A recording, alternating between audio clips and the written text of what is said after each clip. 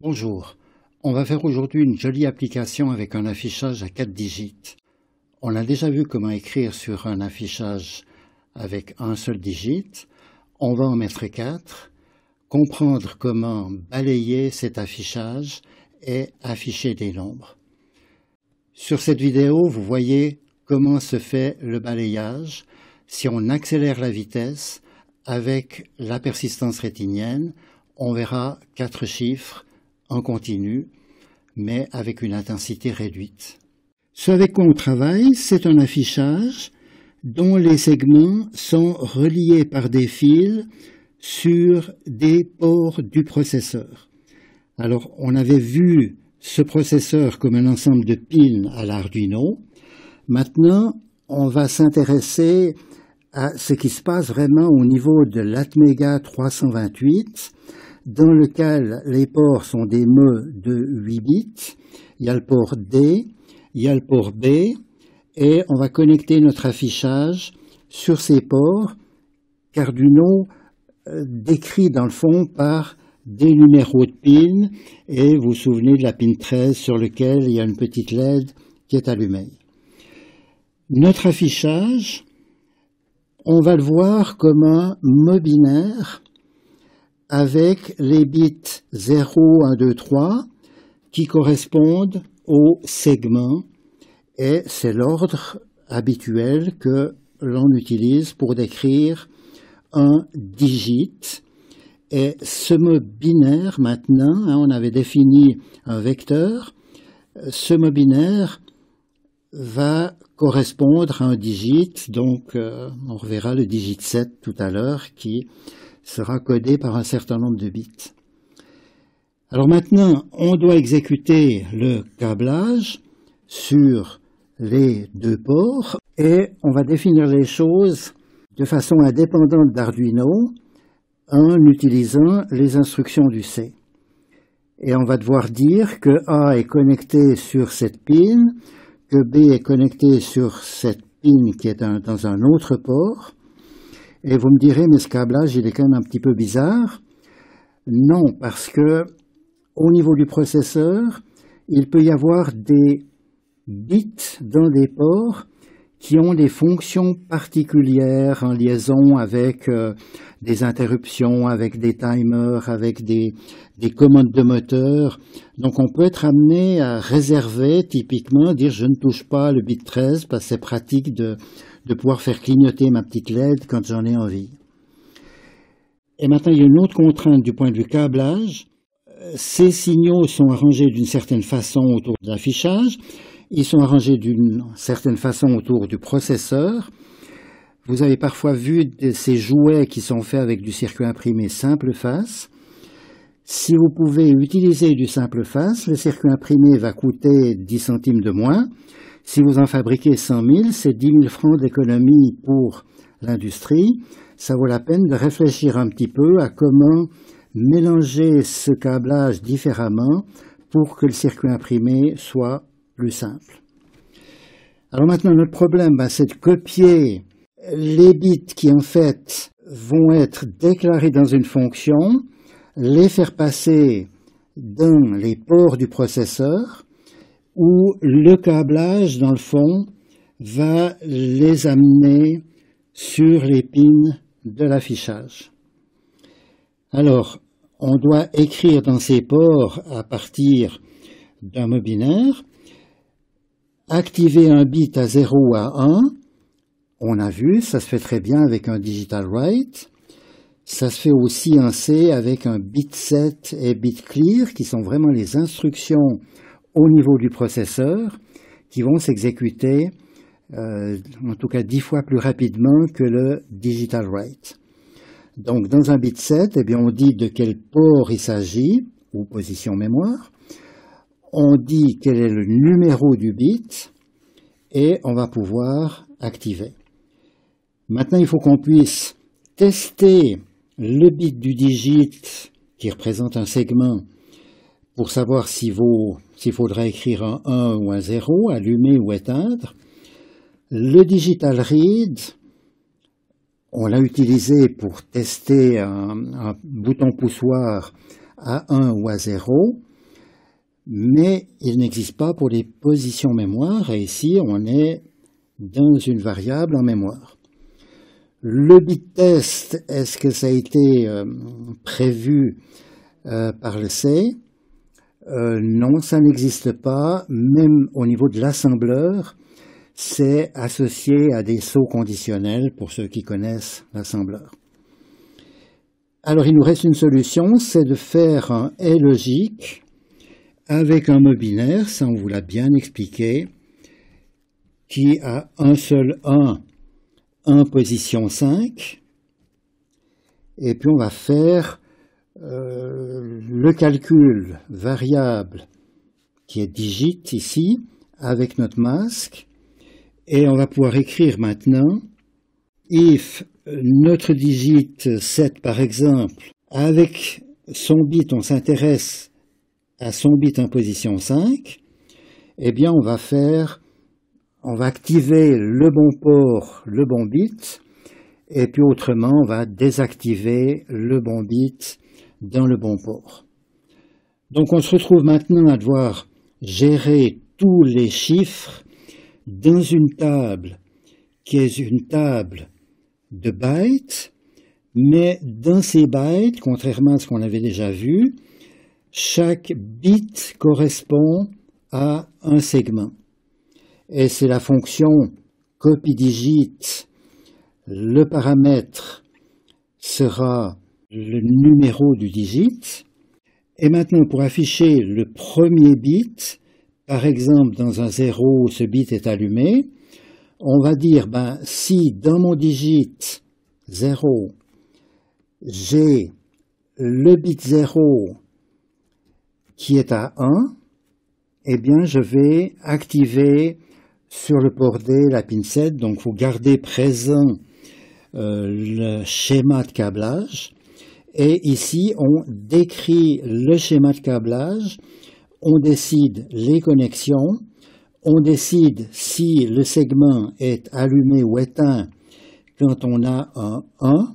On va toujours ici représenter le 1 comme étant l'état allumé, mais ici, on pourra décider si il faut un 0 ou un éteindre pour activer la diode lumineuse à l'intérieur du segment. Alors maintenant, si on veut afficher les chiffres 1, 2, 3, 4 pour vérifier que tous les segments sont corrects, on fait la petite boucle for habituelle de 0 à 9, on copie le digit I et on passe à travers cette table et on attend avant de passer au suivant. Alors cette table, est-ce qu'on peut en faire une boucle? Là, on voit bien que ça incrémente, mais ici, on parcourt les pins du processeur d'une façon aléatoire.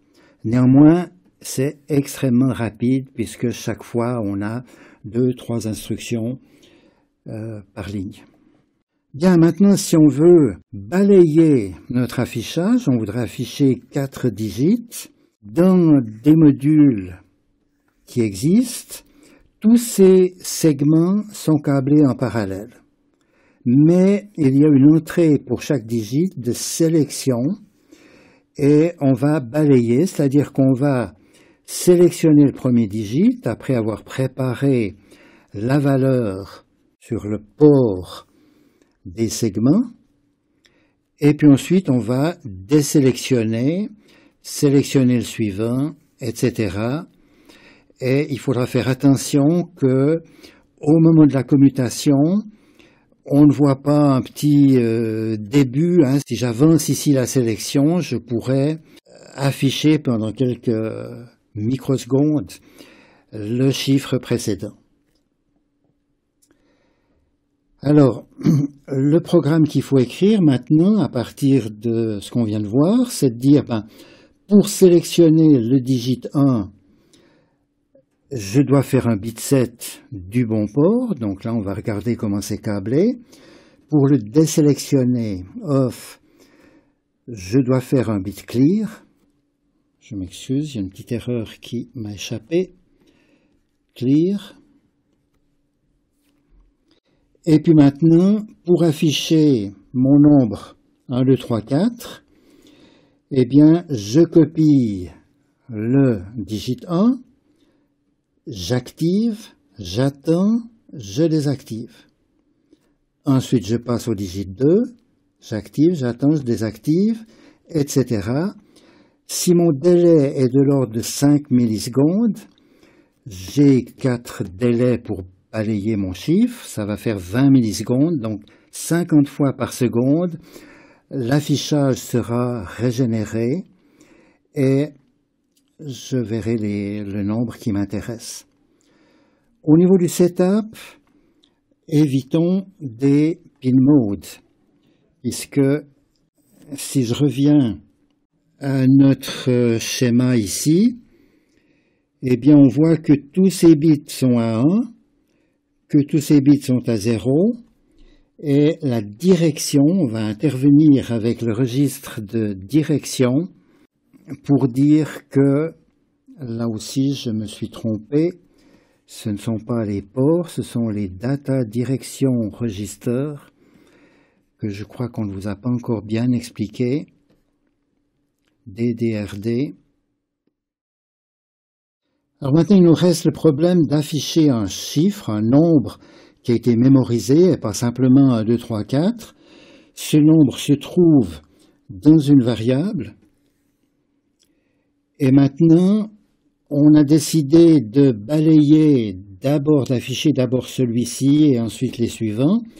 Donc notre première opération, c'est de récupérer dans un mode 8 bits le premier digit.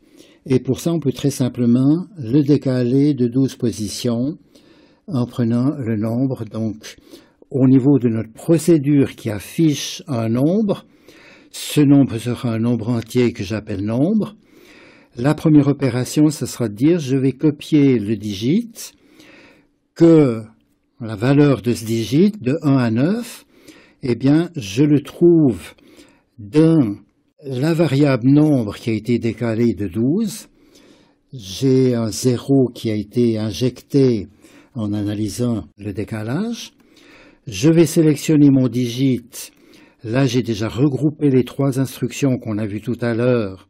Et maintenant, l'opération suivante, c'est de dire, pour le digit 2, je dois me décaler de 8, puis après de 4, et puis après de 1 avec des masques. Eh bien, c'est beaucoup plus simple de dire, au lieu de faire un truc spécial pour le deuxième digit, je décale le tout de 4 bits à gauche et je me retrouve dans la situation où le chiffre affiché se trouve tout à gauche et je dois le décaler de 12. Donc je me retrouve, après avoir écrit nombre décalé de 4 à gauche, dans la situation où je peux réutiliser mon copie digit avec le décalage de 12. Je fais 4 fois ça et mon nombre est affiché. Alors attention, on travaille ici avec des nombres BCD. Si votre application a travaillé avec des nombres binaires, ils seront affichés en hexadécimal. Et la conversion de binaire en BCD est quelque chose où il y a des programmes qui existent et qui sont en fait faciles à écrire si on a compris la procédure. Autre chose importante, on remarque ici qu'on a une attente de 5 millisecondes et ensuite on passe rapidement de nouveau à une attente de 5 millisecondes. Si on veut surveiller les moustaches d'un robot, par exemple, tout en affichant un nombre, eh bien, on pourra le faire ici avant de retourner dans la boucle, toutes les 5 millisecondes, ce qui peut être tout à fait accessible. Ou bien, si on doit faire une surveillance plus rapide que toutes les 5 millisecondes, eh bien, il faudra modifier ce programme d'attente pour dire, au lieu d'attendre 5 millisecondes, on va attendre 5 fois 1 milliseconde, et chaque milliseconde, aller vérifier s'il y a d'autres tâches à exécuter. Donc, cette notion d'algorithmes, de fonctions qui sont bloquantes ou pas, c'est assez important à comprendre et on y revient. Bien, on a vu des exemples de manipulation de bits, on a vu comment décrire le câblage d'une façon qui soit claire et qui se documente par elle-même. On a vu comment balayer un affichage et puis on a vu aussi comment transmettre un nombre par petites portions à cet affichage.